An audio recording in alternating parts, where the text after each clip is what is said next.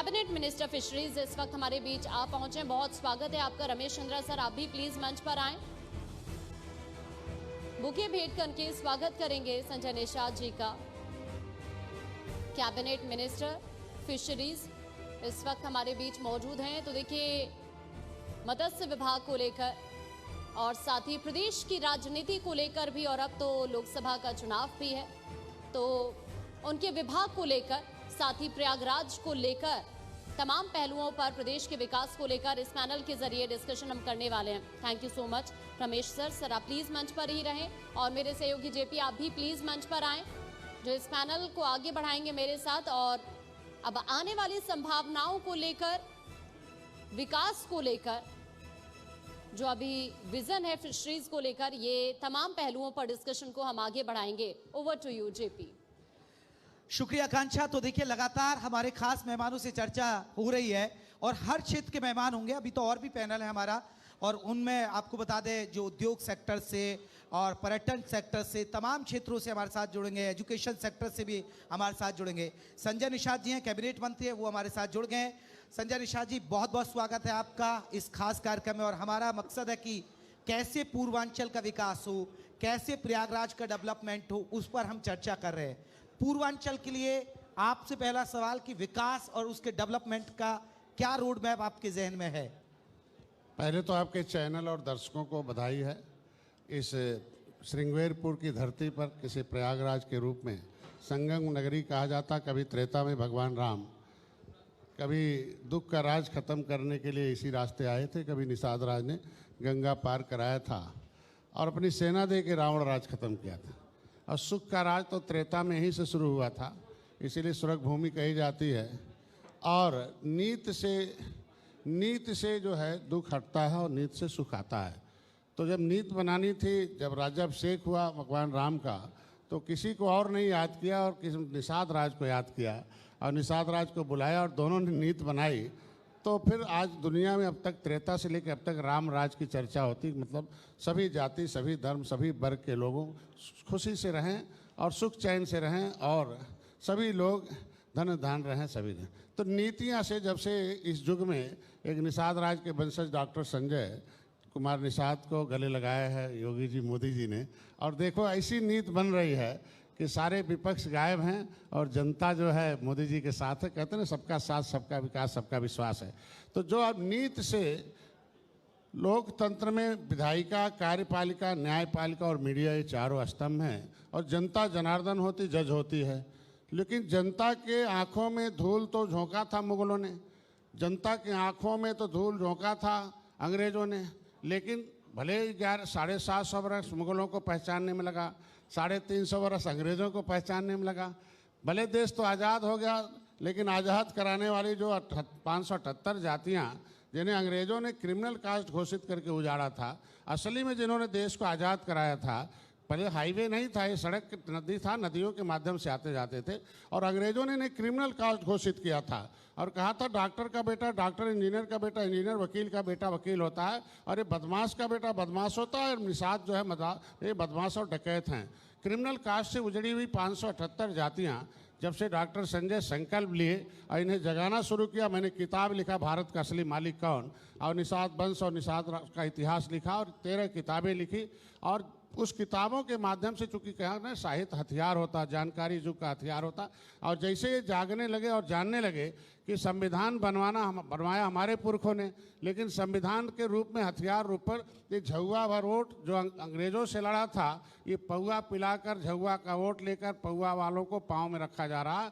तो ये पावर की तरफ बढ़ने लगे और पावर की तरफ बढ़ने के नाते इन्हें जो पावर से कोसों दूर रखा गया था, ये जो राजनेता थे, जो चाहे सपा बसपा कांग्रेस रही हो, चाहे ढेर सारे दल रहे हों, तो जिन्होंने वो criminal tribes act inquiry committee 1949-50 संथा सैमन अंगार जो था, पहली कमेटी थी, उसके रिपोर्ट के आधार पर ऐसी सभी जातियों को 74 प्रकार की व्यवस्था देनी चाहिए थी। लेकिन कांग्रेस के समय जब 6 घंटे 8 मिनट मैंने डिबेट कराया, लेकिन क्या कांग्रेस ने वो सारे के, मैं मछुआरों के साथ और भी जातियां उसमें हैं, वो क्रिमिनल देश को आजाद कराने वाली जातियों के उस रिपोर्ट को कूड़ेदान में डाल दिया। और जब ये सारी जातियां जाग गई तो कहा ये जो बदमाश हैं बदमाश अगर अंग्रेजों ने हमारे ऊपर लेवी लगाया था मार्शल कौम का, तो मेरी जिम्मेदारी बनती है कि हम जो हक हिस्सा लेने के लिए संविधान बना और संविधान में मिले हक से तो आपके पास जिम्मेदारी है निश्चित रूप से अब तो आपके पास जिम्मेदारी भी, आपने संघर्ष किया, आपने जिक्र भी किया। आज उनकी सिचुएशन आप कहाँ देखते हैं? आज के दिन में एक ऐसे मोदी जी आए हैं, योगी जी आए हैं, जिन्होंने जो रोना था इस विकास के क्रम में उसे हटाना बहुत जरूरी था। रोना क्या था? आप देखे होंगे कि ऐसी ऐसी शख्सियत थी इसमें, दहशतगर्द, माफिया, तमाम ऐसे लोग थे जो नीति बनाने में रोड़ा बने थे। उसको हटाने के लिए आए कि जो भाई ये जितना एक तो नदियों के किनारे रहने वाली हमारी आबादी, तो इनकी जिसका भी बटन छूते थे, जिधर जाते थे उसकी सरकार बन जाती थी। सरकार में जाने के बाद इन्हें भूल जाते थे, इनका नाम लेना तक हमारा नहीं समझते थे। यही निषाद राज का किला 37 बरस पहले इसकी खुदाई हुई, लेकिन कोई जानता नहीं था। लेकिन डॉक्टर संजय 13 जनवरी 2013 को जब आए तब ये पता चला कि गौरवशाली इतिहास निषादों का है। तो मैं भी अपने ऊपर गर्व करता हूँ। आप क्या कर रहे हैं अब निषाद राज आज के दिन में? आज पर्यटक स्थल घोषित है। किसी को जब इतिहास मिलता है तो इतिहास विरासत होती है, और विरासत पूंजी होती है, और पूंजी भविष्य होता है। तो ऐसे में ये जातियां जिसके साथ रहेंगी उसकी सरकार होगी। मोदी जी हैं, उनके साथ हैं, निश्चित रूप से विकास हो रहा है। देखिए संजय जी, आपने जिक्र किया, आपने योजनाओं का भी जिक्र किया, आपने संघर्ष की कहानी बता दी, लेकिन एक मेरा महत्वपूर्ण सवाल है सर। ज्यादातर निषाद समाज, यहाँ प्रयागराज की बात करें तो यहाँ नाविक है, वो नाव चलाता है। ज्यादातर निषाद समाज मछली पालन करता है, लेकिन सर निषाद समाज मछली पालन और नावी चलाता रहेगा, या कुछ आपने भविष्य में इनके लिए कोई रोड मैप तैयार किया है कि भाई हम इनको आगे बढ़ाएंगे? हाँ, रोजगार को पहले तो लेकर आपका नाव क्या था। प्लान? हाँ। नाव चलाने के साथ साथ गंगा पार भी किया था भगवान राम को, और कोई मल्लाही नहीं लिया था। 70 साल से सबको वोट देता रहा, कभी मल्लाही नहीं लिया। लेकिन पहली बार है कि जो मैंने जब राजनीतिक स्कूल खोला, निर्बल इंडियन शोषित हमारा आमदल, यही निषाद राज के किले पर पढ़ाना शुरू किया। तो इतिहास में आप देखो, जब से देश आज़ाद हुआ कि कभी भगवान राम निषाद राज के हाथ में यहाँ सत्ता थी, तो एक विधायक आज इलाहाबाद से जिताकर पीयूष रंजन निषाद को विधानसभा में आवाज उठाने के लिए पहुंचाया है। आज के दिन में 3 विधायक हैं। डॉक्टर विनोद बिंद को जो सपा 10 साल से घुमाती रही, लेकिन मैं उनको जब फेंक दिया सपा ने, तो डॉक्टर संजय ने उसे लाए और माननीय गृह मंत्री से बात करके उनको विधायक बनाया। वहाँ पूर्वांचल से इंजीनियर सरवन निषाद हैं, आज सांसद प्रवीण निषाद हैं, डॉक्टर संजय खुद एमएलसी हैं, आज के दिन में कैबिनेट में। भाग्य लखनऊ दिल्ली लिखा जाता है, आवाज़ लखनऊ दिल्ली पे टेप होता है, वहाँ से लिखा जाता है। तो आज हर जगह वकील मैंने खड़ा कर दिया है। इनके लिए नीति बन रही है। नीति में आपने देखा, सुन लीजिए कि 67 साल में कांग्रेस ने केवल 3000 करोड़ रुपया दिया था। देश के मछुआरों का राजनीति करता हूं, उनका नेतृत्व करता हूं। केवल 3000 करोड़ रुपया दिया था। शर्म आनी चाहिए उन लोगों को कि इनकी इतनी बड़ी आबादी जिन्होंने देश को आज़ाद कराया हो, उसे 3000 करोड़ रुपए में कैसे काम होगा? 6.5 साल में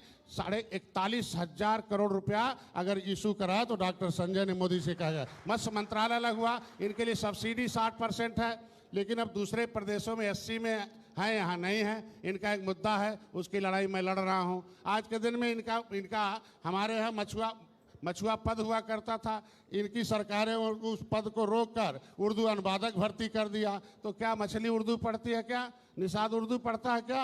इसके मतलब इनके नौकरी, इनके हिस्से पर डकैती डालने की व्यवस्था जारी की गई है।